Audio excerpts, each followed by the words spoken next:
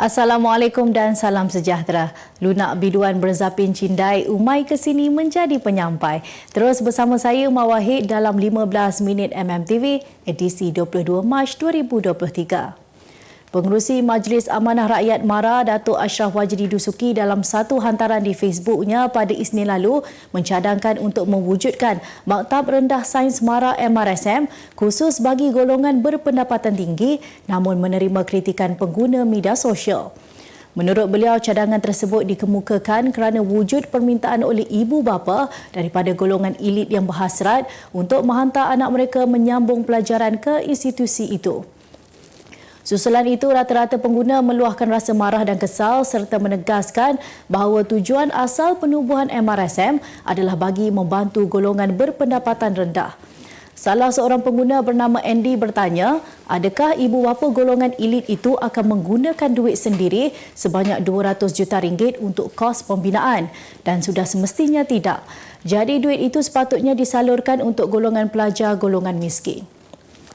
Dalam pada itu, Ahli Parlimen Muar Syed Saddiq Syed Abdul Rahman turut tidak bersetuju dengan cadangan tersebut kerana ujarnya MRSM perlu berpegang pada tujuan untuk membantu golongan yang kurang berkemampuan iaitu B40 untuk mendapatkan pendidikan yang lebih baik. Hampir 9,000 kaki tangan Kementerian Kesihatan Malaysia KKM melibatkan pegawai dan pakar meletakkan jawatan bermula 2018 hingga 2022. Timbalan Menteri Kesihatan Senator Lukan Isman Awang Sauni berkata jumlah berkenaan meliputi 6,036 pegawai perubatan, 1,651 pegawai farmasi dan 890 pakar perubatan KKM.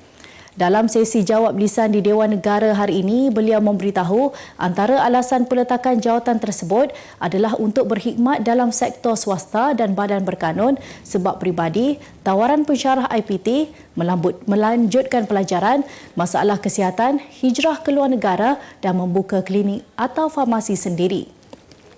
Selain itu, suasana dan persekitaran kerja, dakwaan buli dan tekanan tugas turut menjadi alasan peletakan jawatan golongan berkenaan.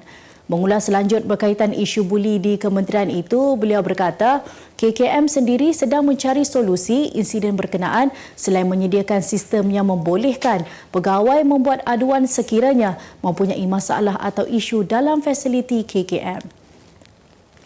Perdana Menteri Datuk Seri Anwar Ibrahim selamat tiba di Jeddah, Arab Saudi bagi memulakan lawatan rasmi hingga Jumaat 24 Mac atas jemputan Putera Mahkota Muhammad Salman Abdul Aziz Al Saud. Anwar yang diiringi isteri Datuk Seri Dr. Wan Azizah Wan Ismail, Menteri Luar Datuk Seri Dr. Zamri Abdul Kadir serta Menteri Komunikasi dan Digital Fahmi Fazil tiba di Royal Pavilion Lapangan Terbang Antarabangsa King Abdul Aziz pada jam 6.40 pagi waktu tempatan.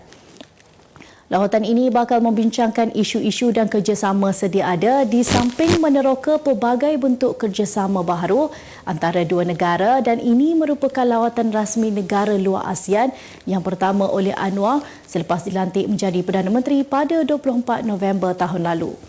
Anwar bersama delegasi dijadualkan mengerjakan umrah terlebih dahulu sebelum mengadakan pertemuan dengan Setiausaha Agung Pertubuhan Kerjasama Islam Hussein Ibrahim Taha serta Setiausaha Agung Liga Dunia Islam Syekh Dr. Muhammad Abdul Karim Al-Isa. Bekas Ketua Pemuda UMNO Datuk Dr. Ashraf Wajdi Dusuki dilantik sebagai Setiausaha Agung baharu UMNO. Perkara itu diumumkan Presiden UMNO Datuk Seri Dr. Ahmad Zaid Hamidi sejurus selepas mesyuarat pertama Majlis Kerja Tertinggi UMNO sesi baharu petang tadi.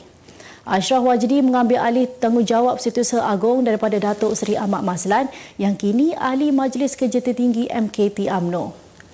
Dalam perkembangan berkaitan, Ahli Parlimen Pengerang Datuk Seri Azalina Osman Said turut dilantik sebagai Ketua Penerangan UMNO menggantikan Isham Jalil. Selain itu, Datuk Seri Tengku Adnan Tengku Mansur pula kekal sebagai Bendahari Parti, manakala Tan Sri Shahrizad Abdul Jalil, Datuk Nur Jazlan, Datuk Fatimi Cik Saleh dilantik sebagai Ahli MKT UMNO.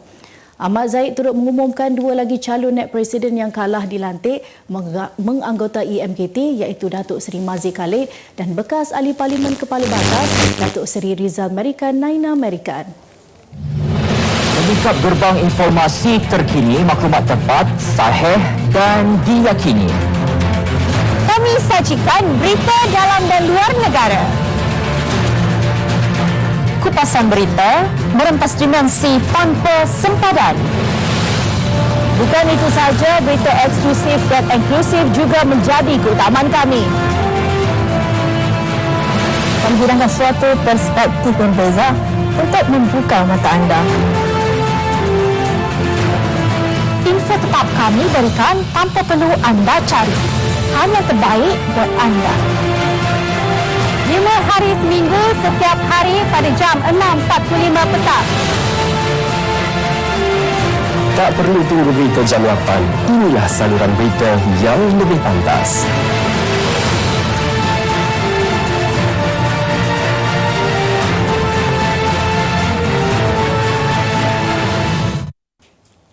Kita kembali lagi. Lokasi tumpuan di ibu kota seperti Bukit Bintang, Pusat Konvensyen Kuala Lumpur KLCC, Dataran Merdeka, Masjid Jamik dan Jalan Masjid India menjadi lubuk wang mudah bagi pengemis Arab untuk meraih simpati orang ramai. Hanya bermodalkan anak-anak kecil yang didakwa menderita sakit dan cacat, pengemis warga Yaman dan Syria dilihat memenuhi segenap lorong bagi menjalankan operasi mereka. Tanpa rasa takut, mereka menggunakan taktik dengan menunjukkan surat rayuan sebagai bukti kononnya anak mereka sedang sakit dan perlu menampung kos perubatan. Siapa sangka tinjauan eksklusif Cosmo mendapati taktik mereka membuahkan hasil apabila berjaya memperoleh hasil hampir RM300 sehari yang disumbangkan oleh rakyat tempatan dan pelancong asing.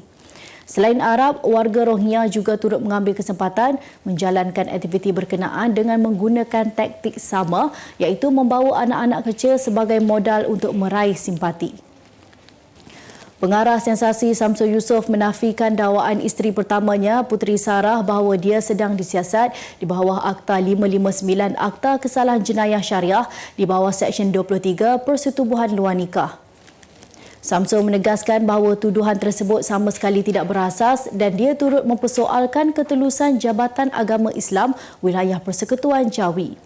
Sementara itu, Samsul berkata isteri keduanya, Ira Kaza, juga bakal memfailkan saman terhadap Jawi, malah pihak Jawi juga ada meminta untuk menyelesaikan kes saman tersebut di luar mahkamah. Semalam, Samsul diwakili memfailkan permohonan yusyus terhadap Puteri Sarah atas dakwaan isteri pertamanya itu menjalinkan hubungan cinta dengan bekas kekasihnya yang merupakan suami orang. 11 sekorban selepas gempa bumi berukuran 6.5 pada skala Richter menggegarkan sebahagian besar kawasan di Pakistan dan Afghanistan semalam. Perkhidmatan Kecemasan Pakistan Bilal Faizi berkata lebih 100 orang telah dibawa ke hospital di wilayah Lembah Swat, barat laut wilayah Khyber Pakhtunkhwa, Pakistan untuk menerima lawatan lanjut akibat insiden tersebut. Menurutnya, 9 orang terbunuh selepas bumbung sebuah bangunan runtuh di beberapa kawasan barat laut Pakistan. Sementara itu, puluhan cedera akibat gempa bumi yang berpusat di Afghanistan yang turut dirasai di Tajikistan selain mengakibatkan tanah runtuh di beberapa kawasan pergunungan serta menjejaskan aliran trafik. Susulan gegaran itu menyebabkan orang ramai berlari meninggalkan rumah serta pejabat di Pakistan Islamabad sambil berdoa dan membawa ayat suci Al-Quran. Laporan Kegembiraan Global 2023 yang dikeluarkan oleh Rangkaian Penyelesaian Pembangunan Mapan Pertubuhan Bangsa-Bangsa Bersatu PBB mengesahkan Malaysia berada pada kedudukan ke-55 negara paling gembira di dunia. Ini merupakan peningkatan 15 anak tangga selepas Malaysia menduduki tangga ke-70 tahun lalu. Malaysia memperoleh 6 mata pada tahun ini tetapi masih berada di belakang Singapura yang menduduki tempat ke-25 senarai berkenaan. Negara ini juga berada di hadapan Thailand, Filipina, Indonesia dan Laos yang masing-masing berada di tangga ke-60, 76, 83 dan 89. Senarai tahun ini menyaksikan Finland terus unggul di tempat pertama diikuti Denmark dan Iceland di tempat ketiga. Indeks itu berdasarkan tinjauan global di lebih 150 negara dan dinilai melalui skor purata kehidupan mereka sepanjang 3 tahun lalu. Sementara itu, Afghanistan menduduki tempat tercorot di tangga ke-137 di belakang berkenaan. Kemas kini pengetahuan anda tentang isu ekonomi dan pasaran. Merangkumi sektor hartanah, perniagaan, keuangan, komoditi, IKS, halal niaga dan dunia korporat. sentiasa ikuti perkembangan ekonomi semasa di dalam dan luar negara. Semua informasi terkini hanya di hujung jari. Dapatkan edisi ringgit setiap Isnin hanya di Akhbar Utusan Malaysia. Kita kembali lagi. Segmen Halal Niaga minggu ini bersama syarikat pengeluar beras Era Foods My Beras Era. Terkenal sebagai antara syarikat pengeluar beras utama negara, jenama Beras Era cukup sinonim dengan pengguna di negara ini.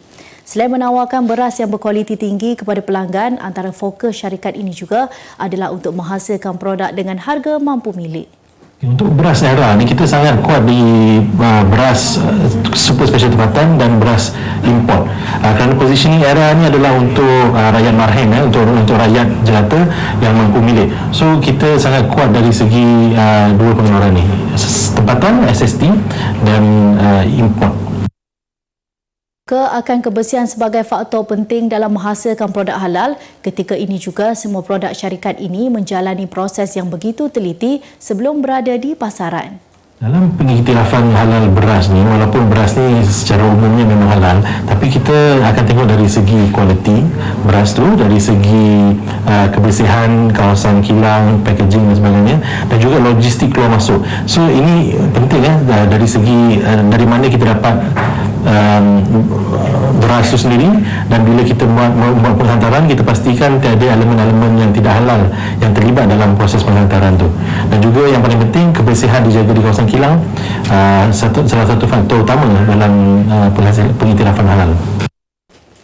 Malaysia berjaya menjana potensi pelaburan bernilai 24 bilion ringgit melalui misi Perdagangan dan Pelaburan TIM ke Korea Selatan yang diketuai Menteri Perdagangan Antarabangsa dan Industri Tengku Datuk Seri Zafrul Tengku Abdul Aziz baru-baru ini. Lembaga Pembangunan Pelaburan Malaysia MIDA berkata program TIM ini telah menarik penyertaan lebih daripada 250 pemimpin perniagaan terkemuka Korea Selatan dan Malaysia. Ketua Pegawai Eksekutif MIDA, Datuk Arham Abdul Rahman menyifatkan pencapaian misi tersebut sebagai membanggakan selain membuktikan komitmen kukuh Malaysia bagi menarik pelaburan peringkat tinggi selain meningkatkan penyertaan syarikat tempatan dalam rantaian bekalan global.